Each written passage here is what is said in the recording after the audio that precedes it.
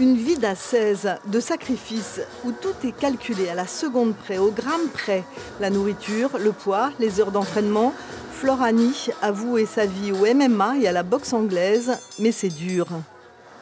Je me pose plus la question comment je vais finir le mois depuis que j'ai la salle de sport, mais à une période ça l'a été, ouais. Ça a été, c'était stressant, des fois même j'étais à l'étranger, je savais pas comment j'allais manger en fait. Des fois ça m'arrivait de craquer, de pleurer, de me dire que j'aurais jamais dû faire ces choix-là dans ma vie, mais après une fois qu'on a passé la vague en fait, je dirais de stress et d'énervement, on se rend compte qu'en fait non. Si j'ai fait ce choix-là, c'est parce que c'est ce que je sentais au fond de mes tripes et que je suis pas là par hasard, quoi. Les autres non plus, ces champions comme Rayere Dudès ou Michel Bourrez, ceux qui sont aujourd'hui exilés pour vivre de leur passion.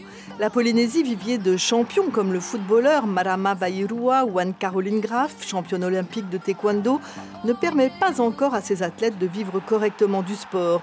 Exception faite du VAR, où des arrangements sont trouvés avec les grands clubs. Certains athlètes ont la chance de travailler dans des entreprises qui leur permettent effectivement, avec des horaires aménagés, de vivre leur passion sportive et en même temps d'avoir un emploi qui leur permette, je dirais, de pouvoir vivre décemment. Et que dire des associations qui ont bien du mal à survivre alors que leur utilité est indéniable. L'AS Dragon, installée en plein cœur des quartiers difficiles de Titioro, compte 700 adhérents. Pour la plupart des jeunes que le sport occupe et éduque, mais malgré les aides de la municipalité et de diverses associations, le club bâtisseur a bien du mal à régler ses charges annuelles. Ce budget de 10,5 millions, effectivement, il est astronomique pour nous.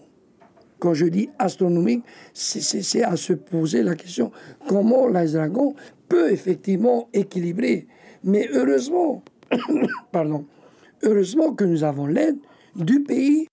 50 000 licenciés fréquentent 35 fédérations sportives, un exploit dans un tout petit pays. Le football arrive en première position avec 10 000 adhérents, juste après le VAR.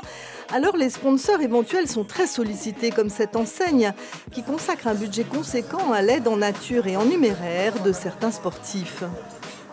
C'est nous qui allons vers la personne, vers l'athlète avec qui on souhaite travailler. Sur quels critères ? Sur des critères de performance, sur des critères aussi d'image que dégage l'athlète. Il y a d'autres choses encore qui sont au cas par cas. Flore Annie a son petit corner ici, des vêtements qu'elle conçoit et réalise avec des amis et dont la vente lui rapporte un peu d'argent en plus de ses cours. Et pour le reste, système D pour débrouille et C pour copine, qui assure les massages, la cryothérapie, l'ostéopathie, les compléments alimentaires gratuits et ATN pour les voyages. J'ai beaucoup de gens qui me soutiennent et qui vraiment me donnent énormément d'amour, je dirais, parce que même quand je suis à l'étranger, je reçois beaucoup de messages des gens de Polynésie.